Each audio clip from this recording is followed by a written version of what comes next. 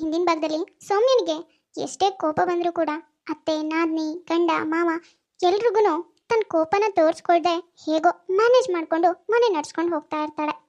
ಅತ್ತೆ ಸೊಸೆ ಇಬ್ರು ಒಂದಾಗಿ ಕಲಾವತಿ ಮೊಮ್ಮಗು ನಾಮಕರಣಕ್ಕೆ ಕಲಾವತಿ ಮನೆಗೆ ಬಂದಿರ್ತಾರೆ. ಅತ್ತೆ ಸೊಸೆ ಖುಷಿ ನೋಡಿ ಕಲಾವತಿ ಸೊಸೆ ಶ್ರುತಿಗೆ ಹೊಟ್ಟೆ ಉರಿಯೋದಕ್ಕೆ ಶುರುವಾಗತ್ತೆ. ಅವಳಿಗೆ ಮೊದಲೇ ಇನ್ನೊಬ್ರು ತನ್ನೆದ್ರಿಗೆ ಸ್ವಲ್ಪ ಖುಷಿಯಾಗಿದ್ರು ನೋಡಿ ಸಹಿಸ್ಕೊಳ್ಳೋದಕ್ಕಾಗಲ್ಲ. ಆದರೆ ಇವಾಗ ಕಲಾವತಿಗೆ ಸೌಮ್ಯ ಇರೋ ರೀತಿ ನೀತಿ ಅದನ್ನೆಲ್ಲ ನೋಡಿ ಅವಳ ಮೇಲೆ ತುಂಬಾನೇ ಗೌರವ ಇದೆ. ಹಾಗೆ ಸೊಸೆ ಮೇಲೆ ಸ್ವಲ್ಪ ಅಸಮಾಧಾನನೂ ಇದೆ. ಇದೇ ಶ್ರುತಿಗೆ ಸ್ವಲ್ಪ ಉರ್ಕೊಳ್ಳೋದಕ್ಕೆ ಮೊದಲ ಕಾರಣ ಆಗತ್ತೆ. ಶ್ರುತಿ ಇವಾಗ ಸೌಮ್ಯನ ತಲೆಯಲ್ಲಿ ಬೇಡದೇ ಇರೋ ಬೀಜ ಬಿತ್ತಿದ್ದಾಳೆ. ಅದು ಮೊಳಕೆ ಹೊಡೆದು ಸಸಿಯಾಗಿ ಮುಂದೆ ಏನೇನೆಲ್ಲ ಆಗುತ್ತೆ ಅನ್ನೋದನ್ನ ಈ ಎಪಿಸೋಡ್ನಲ್ಲಿ ನೋಡೋಣ. ಮುಂದೆ ಸ್ಟೋರಿ ಏನಾಗುತ್ತೆ ಅಂತ ನೋಡೋದಕ್ಕಿಂತ ಮೊದಲು ಯಾರ್ಯಾರು ನಮ್ಮ ಯೂಟ್ಯೂಬ್ ಚಾನಲ್ನ ಸಬ್ಸ್ಕ್ರೈಬ್ ಮಾಡ್ಕೊಂಡಿಲ್ವೋ ದಯವಿಟ್ಟು ಸಬ್ಸ್ಕ್ರೈಬ್ ಮಾಡ್ಕೊಳ್ಳಿ. ಹಾಗೆ ಈ ವಿಡಿಯೋಗೊಂದು ಲೈಕ್ ಮಾಡಿ. ಅರೆ ಕಲಾ, ಇವತ್ತು ಯಾರೇ ಅಡುಗೆ ಮಾಡಿದ್ದು? ಅಲ್ಲ, ಅಡುಗೆ ಎಲ್ಲ ಎಷ್ಟು ರುಚಿಯಾಗಿದೆ ಗೊತ್ತೇನೆ? ನನ್ನ ಸೊಸೆ ಮಾಡ್ದಾಗೆ ಇದೆ ಕಣೆ. ಅಲ್ಲ, ಇವ್ರ ಸೊಸೆಗೆ ಅಡುಗೆನೇ ಮಾಡೋದಕ್ಕೆ ಬರೋದಿಲ್ಲ. ಹಾಗಾಗಿ ಹೋಟೆಲಿಂದ ಎಲ್ಲ ತರಿಸಿ ಕೊಡ್ತಿದ್ದಾಳೆ. ಪಾಪ ಇವರು ತನ್ನ ಸೊಸೆನೇ ಅಡುಗೆ ಮಾಡ್ತಿರೋದು ಅಂತ ನಂಬ್ಕೊಂಡು ಅವಳದೇ ಕೈ ರುಚಿ ಅಂದ್ಕೊಂಡಿದ್ದಾರೆ. ಇವಾಗೇನಾದರೂ ಇದು ಹೋಟೆಲ್ ಅಡುಗೆ, ನಿಮ್ಮ ಸೊಸೆನೂ ಇಷ್ಟು ದಿನ ಹೋಟೆಲಿಂದ ತಂದಿದ್ದು ಅಂತ ಗೊತ್ತಾಗ್ಬಿಟ್ರೆ ಈ ಹೆಂಗಸು ಜೀವ ಬಡ್ಕೊಂಡು ಇಲ್ಲೇ ಸತ್ತೋಗ್ಬಿಡುತ್ತೆ ಅನ್ಸುತ್ತೆ. ಹೌದು ಕಣೆ, ಎಲ್ಲರೂ ಊಟಕ್ಕೆ ಬಂದವರೆಲ್ಲ ಹಾಗೆ ಹೇಳಿದ್ರು, ಅಡುಗೆ ತುಂಬಾನೇ ರುಚಿಯಾಗಿದೆ ಅಂತ. ಹೌದು ಕಣೆ ಕಲಾ, ತುಂಬಾ ಅಂದರೆ ತುಂಬಾನೇ ರುಚಿಯಾಗಿದೆ. ಯಾರು ನಿನ್ನ ಸೊಸೆನೇ ಅಡುಗೆ ಮಾಡಿದ್ದು ಅನ್ಸುತ್ತೆ. ಇವಾಗಿನ ಮಕ್ಕಳು ಅದು ಎಷ್ಟು ರುಚಿಯಾಗಿ ಅಡುಗೆ ಮಾಡ್ತಾರೆ. ನಮಗಂತೂ ಈ ಥರ ಎಲ್ಲ ಥರ ಅಡುಗೆ ಮಾಡೋದಕ್ಕೆ ಬರೋದೇ ಇಲ್ಲ ನೋಡು. ನನ್ನ ಸೊಸೆನೂ ಅಷ್ಟೇ ಕಣೆ, ಅದು ಎಷ್ಟು ರುಚಿಯಾಗಿ ಅಡುಗೆ ಮಾಡ್ತಾಳೆ ಗೊತ್ತಾ? ಸೌಮ್ಯ ನೋಡು, ತಿನ್ನೋಡು, ಸೇಮ್ ನೀನು ಮಾಡ್ದಾಗೆ ಇದೆ ಕಣೆ. ಅಯ್ಯೋಯ್ಯೋ, ಹೌದಲ್ವಾ? ಅಲ್ಲ, ಇದು ಇವರೇ ಮಾಡಿದ ಅಡುಗೆನೋ ಅಥವಾ ಹೋಟೆಲಿಂದ ತರಿಸಿದ ಅಡುಗೆನೋ? ನಾನು ತರಿಸ್ತಿದ್ದ ಹೋಟೆಲಿಂದನೇ ತರಿಸಿದಾರೋ ಹೇಗೆ? ಸೇಮ್ ಅನ್ನಿಸ್ತಿದೆ ಟೇಸ್ಟು. ಅಯ್ಯೋ ರೇಣುಕಾ, ನೀನೊಳ್ಳೆ. ನಮ್ಮನೆ ಸೊಸೆಗೆ ಎಲ್ಲೇ ಅಡುಗೆ ಮಾಡೋದಕ್ಕೆ ಬರುತ್ತೆ. ಇವಾಗಲೂ ನಾನೇ ಅಡುಗೆ ಮಾಡೋದು. ಅವಳು ಬೆಳಗ್ಗೆ ಎದ್ಲು, ಆಫೀಸಿಗೆ ಹೋದ್ಲು, ಬಂದ್ಲು, ಅದು ಇದು ಏನಾದರೂ ಸಹಾಯ ಮಾಡ್ತಾಳಷ್ಟೇ. ನಿನ್ನ ಸೊಸೆ ಹಾಗೆ ನನ್ನ ಸೊಸೆ ಕೈ ರುಚಿ ಏನು ಚೆನ್ನಾಗಿಲ್ಲ ಬಿಡು. ಏನೋ ತಕ್ಕ ಮಟ್ಟಿಗೆ ಅವಾಗಿವಾಗ ಅಡುಗೆ ಮಾಡ್ತಾಳಷ್ಟೇ, ಹೇಳ್ಕೊಡೋ ಅಷ್ಟೇನಿಲ್ಲ. ಅಲ್ಲ, ನನ್ನ ಸೊಸೆನೂ ಚೆನ್ನಾಗಿ ಅಡುಗೆ ಮಾಡ್ತಾಳೆ ಅಂತ ಹೇಳಿದಿದ್ರೆ ಇವ್ರ ಗಂಟೇನು ಹೋಗ್ತಿತ್ತು. ಆ ಹಿಂಗ್ಸು ತನ್ನ ಸೊಸೆನ ಅದೆಷ್ಟು ಹೊಗಳಿ ಅಟ್ಟಕ್ಕೇರಿಸ್ತಿದ್ದಾರೆ. ಆದರೆ ನಮ್ಮತ್ತೆಗೆ ಒಂದು ಚೂರು ಹೊಗಳೋದಕ್ಕೂ ಕಷ್ಟ ಅನ್ಸುತ್ತೆ. ಅದಕ್ಕೆ ಏನಿದೆಯೋ ಅದನ್ನೇ ಹೇಳ್ತಾರೆ. ಅಪರೂಪಕ್ಕಾದ್ರೂ ನಾನು ಅಡುಗೆ ಮಾಡಿಕೊಡ್ತೀನಲ್ಲ, ಅದನ್ನು ಕೂಡ ಹೊಗಳ್ತಾ ಇಲ್ಲ. ಅದು ಏನೋ ಒಟ್ಟಿಗೆ ಮಾಡ್ತಾಳೆ ಅಂತ ಎಷ್ಟು ಅಸಡ್ಡೆಯಿಂದ ಹೇಳ್ತಿದ್ದಾರೆ. ಹೌದೇ ನಮ್ಮ ಶ್ರುತಿ, ಯಾಕಮ್ಮ ಅಡುಗೆ ಎಲ್ಲ ಕಲ್ತ್ಕೋಬೇಕಲ್ವಾ? ಮನೆ ಹೆಣ್ಮಕ್ಳು ಅಂದಾಗ ಅಡುಗೆ ಎಲ್ಲ ಕಲ್ತಿರ್ಬೇಕು. ಗಂಡಂಗೆ ಒಂದೇ ಒಂದು ಚೂರು, ಒಂದು ತುತ್ತಾದ್ರೂ ಏನೋ ನಿಮ್ಗೆ ಇಷ್ಟ ಬಂದಿದ್ದು ಅಡುಗೆ ಮಾಡಿಕೊಟ್ರೆ ಅವನಿಗೆ ಎಷ್ಟು ಖುಷಿಯಾಗತ್ತೆ ಗೊತ್ತಾ? ಮನೆಯವ್ರನ್ನೆಲ್ಲ ಹಾಗೆ ಹೊಲಿಸ್ಕೋಬೇಕು. ನನ್ನ ಸೊಸೆ ನೋಡು ಎಷ್ಟು ರುಚಿಯಾಗಿ ಅಡುಗೆ ಮಾಡ್ತಾಳೆ ಗೊತ್ತಾ ನಿಂಗೆ? ಒಂದಿನ ಬೇಕಾದ್ರೆ ಬಂದು ತಿಂದು ಅವಳ ಹತ್ರನೇ ಕಲ್ತ್ಕೊಂಡು ಹೋಗು. ಏನ್ ಮಾಡೋದು ಆಂಟಿ, ನಿಮ್ಮ ಸೊಸೆಗಾದ್ರೆ ಹೋಟೆಲಿಂದ ಪಾರ್ಸಲ್ ಬರುತ್ತೆ, ಅದನ್ನ ನಿಮಗೆ ಸರ್ವ್ ಮಾಡ್ತಾಳೆ. ಆದ್ರೆ ನಾನು ಚೆನ್ನಾಗಿ ಅಡುಗೆ ಮಾಡದೇ ಇದ್ರೂ ಪರವಾಗಿಲ್ಲ, ತಕ್ಕ ಮಟ್ಟಿಗೆ ಮಾಡ್ತೀನಲ್ಲ, ಅದನ್ನ ನಾನೇ ನನ್ನ ಕೈಯಾರ ಮಾಡಿ ಕೊಡ್ತೀನಿ. ಏನು ಹೋಟೆಲಿಂದನಾ? ಏನ್ ಮಾತಾಡ್ತಿದ್ಯಮ್ಮ ನೀನು? ಅಲ್ಲ, ನನ್ನ ಸೊಸೆ ಕೈ ರುಚಿ ಹೇಗಿದೆ ಗೊತ್ತಾ? ಅಮೃತ ತಿಂದಂಗ ಅನ್ಸುತ್ತೆ. ನೀನ್ ನೋಡಿದ್ರೆ ಹೋಟೆಲಿಂದ ತರಿಸ್ತಿರೋದು ಅಂತಿದ್ಯಲ್ಲ. ನೋಡು, ನನ್ನ ಸೊಸೆ ಬಗ್ಗೆ ಹೀಗೆಲ್ಲ ಬಾಯಿಗೆ ಬಂದಂಗ ಮಾತಾಡ್ಬೇಡ ನೀನು. ಅಯ್ಯಯ್ಯೋ, ಇವ್ರ ಮನೆಗೆ ಊಟಕ್ಕೆ ಬರೋಕ್ಕಿಂತ ನಾನೇ ಹೋಟೆಲಿಂದ ಪಾರ್ಸೆಲ್ ತರಿಸ್ಕೊಂಡು ಊಟ ಮಾಡ್ಬೋದಿತ್ತು. ಇವ್ರ ಮನೆಗೆ ಊಟಕ್ಕೆ ಬಂದು ಸಿಕ್ಕಾಕೊಂಡೆ ಅನ್ಸ್ತಿದ್ಯಲ್ಲಪ್ಪ. ಅಯ್ಯೋ ಆಂಟಿ, ಯಾಕೆ ಇಷ್ಟೊಂದು ಶಾಕ್ ಆಗ್ತಿದ್ರ? ಇವಾಗಷ್ಟೇ ನೀವೆಲ್ಲ ಅಡುಗೆ ಮಾಡಿಸಿರೋದು, ಯಾರು ಮಾಡಿರೋದು ಇಷ್ಟು ರುಚಿಯಾಗಿದೆಯಲ್ಲ ಅಂತ ಹೊಗಳಿದ್ರಿ. ಆ ಅಡುಗೆ ಬೇರೆ ಎಲ್ಲೂ ತಂದಿರೋದಲ್ಲ, ಮಯೂರ ಹೋಟೆಲಿಂದನೇ ತಗೊಂಡು ಬಂದಿರೋದು. ಈ ಟೇಸ್ಟು ನಿಮ್ಮ ಸೊಸೆ ಮಾಡೋ ಟೇಸ್ಟು ಸೇಮ್ ಇದೆ ಅಂತ ಹೇಳ್ತಿದ್ರಲ್ವಾ? ಅವರು ಅಷ್ಟೇ ಮಯೂರ ಹೋಟೆಲಿಂದನೇ ಪಾರ್ಸಲ್ ತರಿಸ್ಕೊಳ್ಳೋದು. ಬೇಕಾದ್ರೆ ನಿಮ್ಮ ಸೊಸೆನೇ ಒಂದು ಮಾತು ಕೇಳಿ.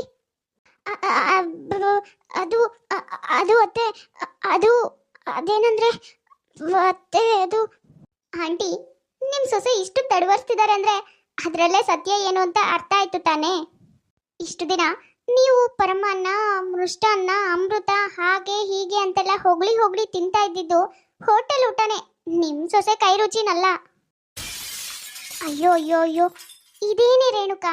ಅಲ್ಲ, ನಿನ್ ಸೊಸೆ ಹಾಗೆ ಹೀಗೆ ಎಲ್ಲಾನು ಮಾಡ್ತಾಳೆ ಅಂತ ಹೇಳ್ತಿದ್ದೆ, ನೋಡಿದ್ರೆ ಹೀಗ್ ಮಾಡಿದಾಳಲ್ವೇ? ಅಯ್ಯೋ, ನಿನ್ ಸೊಸೆಗಿಂತ ನನ್ ಸೊಸೆ ಎಷ್ಟೋ ಮೇಲು ಕಣೆ. ಏನೇ ಅಡ್ಗೆ ಮಾಡ್ಲಿ ಚೆನ್ನಾಗಿಲ್ದೇ ಇದ್ರೂ ಪರವಾಗಿಲ್ಲ, ಅವಳ ಕೈಯಾರೆ ಅವಳೇ ಮಾಡ್ತಾಳೆ. ಹೀಗ್ ಹೋಟೆಲ್ ಇಲ್ಲ ಎಲ್ಲ ತರಿಸಿ ಮೋಸ ಅಂತೂ ಮಾಡಿಲ್ಲ ಕಣೆ ಇಲ್ಲಿವರೆಗೂ ನನ್ನ. ಛೇ, ಹಾಳಾದವಳು.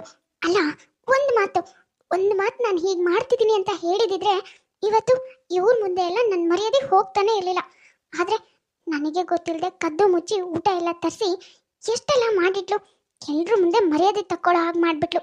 ಛೇ ಕಲಾ, ನನಗೆ ಸ್ವಲ್ಪ ಕೆಲಸ ಇದೆ, ನಾನಿನ್ ಹೊರಡ್ತೀನಿ ಕಣೆ. ಈ ಮಾತಲ್ಲೇ ಹೊಟ್ಟೆ ತುಂಬೋಯ್ತು, ನನಗೆ ಊಟನೂ ಬೇಡ ಏನು ಬೇಡ. ಓಹೋ, ರೇಣುಕಮ್ಮರು, ಏನ್ ಮತ್ತೆ ಆರಾಮಿದ್ದೀರಾ? ಹಾ ಕಣೆ ಫಾತಿಮಾ, ನಾನು ಆರಾಮಿದ್ದೀನಿ. ಆಯ್ತಾ ತಿಂಡಿ ಎಲ್ಲ? ನೀನ್ ಹೇಗಿದೀಯಾ? ಅಯ್ಯೋ, ನಮ್ದು ಎಲ್ಲ ಚೆನ್ನಾಗಿದೆ. ನಮ್ಮ ಬಗ್ಗೆ ಬಿಡಿ, ನಿಮ್ದು ಸೊಸೆ ಏನೋ ಹೋಟೆಲಿಂದ ತಿಂಡಿ ತರಿಸಿ ಕೊಟ್ಟಿದ್ಲಂತೆ, ಹೌದಾ?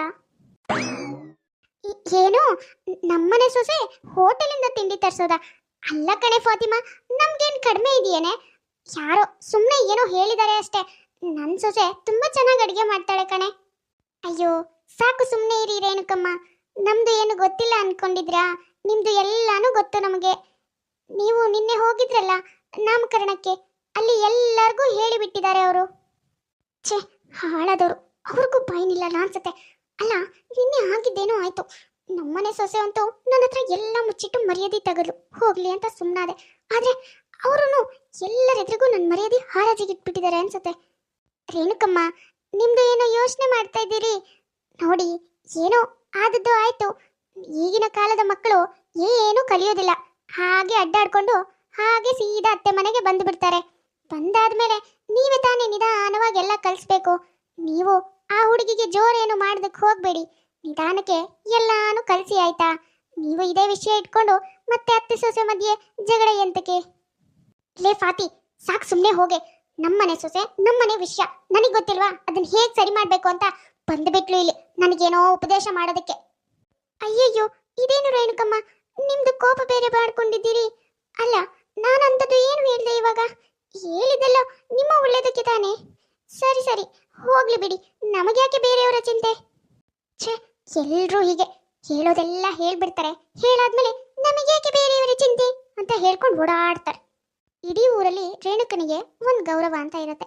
ಆದ್ರೆ ಇದೀಗ ಮನೆ ಸೊಸೆನೆ ಹೋಟೆಲಿಂದ ಊಟ ತರಿಸಿ ಮನೆಯವ್ರಿಗೆ ಮೋಸ ಮಾಡಿದಾಳೆ ಅಂತ ಗೊತ್ತಾಗಿದ್ ಕೂಡ್ಲೇನೆ ಎಲ್ರೂ ಸ್ವಲ್ಪ ಉಪದೇಶ ಮಾಡೋದಕ್ಕೆ ಶುರು ಮಾಡ್ತಾರೆ. ಅದು ರೇಣುಕನಿಗೆ ಇಷ್ಟನೇ ಆಗಲ್ಲ. ಹಾಗಾಗಿ ಸೊಸೆ ಮೇಲೆ ಕೋಪನೂ ಬರುತ್ತೆ. ಲೇ ಸೌಮ್ಯ, ಈ ಮನೇಲಿ ನಿನ್ಗೇನೇ ಕಡಿಮೆ ಆಗಿತ್ತು? ನಿನ್ನ ಈ ಮನೆ ಮಗಳ ತರನೇ ನೋಡ್ಕೋತಾ ಇದ್ವಿ ತಾನೆ? ನೀನ್ ನೋಡಿದ್ರೆ ಹೋಟೆಲಿಂದ ಊಟ ತರಿಸಿ ನಮ್ಗೆಲ್ಲರಿಗೂ ಮೋಸ ಮಾಡಿದ್ಯಲ್ಲೇ. ಅದು ಇಡೀ ಊರಿಗೆಲ್ಲ ಗೊತ್ತಾಗಿ ಎಲ್ರೂ ನನ್ನನ್ನ ಕೇಳೋರೇ ಆಯ್ತು, ಕೇಳಿ ಉಪದೇಶ ಮಾಡೋರೇ ಆಯ್ತು. ಅಯ್ಯೋ ಸಾಕು, ಸುಮ್ಮನೆ ಇರಿಯತ್ತೆ. ನಿಮಗೆ ಮಾತ್ರ ಮರ್ಯಾದೆ ಇರೋದಾ? ನನಗಿಲ್ವಾ? ನೋಡಿ, ಇವಾಗ ಹೋಟೆಲಿಂದ ತಿಂಡಿ ತರಿಸಿ ತಿನ್ಬೇಕು, ಏನಾಗತ್ತಂತದ್ದು? ಏನು ಆಗಲ್ಲ ತಾನೆ. ನೀವು ಸ್ವಲ್ಪ ಸುಮ್ಮನೆ ಇರಿ, ಇದನ್ನೇ ದೊಡ್ಡ ರಾಧ ಅಂತ ಮಾಡಬೇಡಿ. ಅಯ್ಯೋ ಅಯ್ಯೋ ಅಯ್ಯೋ, ಇದೇನೇ ಇದು? ಅಲ್ಲ, ನನಗೆ ಎದುರು ಮಾತಾಡ್ತಿದ್ಯಲ್ಲೇ? ಅಲ್ಲ ಕಣೆ, ತಪ್ಪು ನೀನ್ ಮಾಡಿ ನನಗೆ ಬೈತಿದ್ಯಲ್ಲೇ? ನೋಡಿ ಅತ್ತೆ, ನನಗೆ ಅಡುಗೆ ಗಿಡ್ಗೆ ಎಲ್ಲ ಮಾಡೋದಕ್ಕೆ ಬರೋದೇ ಇಲ್ಲ. ಮನೆ ಕೆಲಸನೂ ಅಷ್ಟೇ, ಯಾವುದನ್ನು ಮಾಡೋದಕ್ಕೆ ಬರಲ್ಲ. ಬೇಕಾದ್ರೆ ನೀವು ಮಾಡ್ಕೊಳ್ಳಿ, ಇಲ್ಲ ಅಂದ್ರೆ ಹೋಟೆಲಿಂದ ತರಿಸ್ಕೊಂಡು ತಿನ್ನಿ. ನನಗೆ ಮಾತ್ರ ಇನ್ಮೇಲೆ ಯಾವ ಕೆಲಸನೂ ಹೇಳ್ಬೇಡಿ ಅಷ್ಟೇ. ಅಯ್ಯೋ ಅಯ್ಯೋ ಅಯ್ಯೋ ಅಯ್ಯೋ ಭಗವಂತ. ಅಲ್ಲ, ಹುಡುಗಿ ತೆಳ್ಳಗಿದ್ದಾಳೆ, ಬೆಳ್ಳಗಿದ್ದಾಳೆ, ನಮ್ಮ ಮನೆಗೆ ಹೊಂದ್ಕೋತಾಳೆ, ಒಳ್ಳೆ ಸೊಸೆ ಅನ್ಕೊಂಡು ಮನೆ ಸೊಸೆ ಮಾಡ್ಕೊಂಡ್ರೆ ಇವಳೇನಪ್ಪ ಹೀಗೆ ಹೇಳ್ತಿದ್ದಾಳೆ?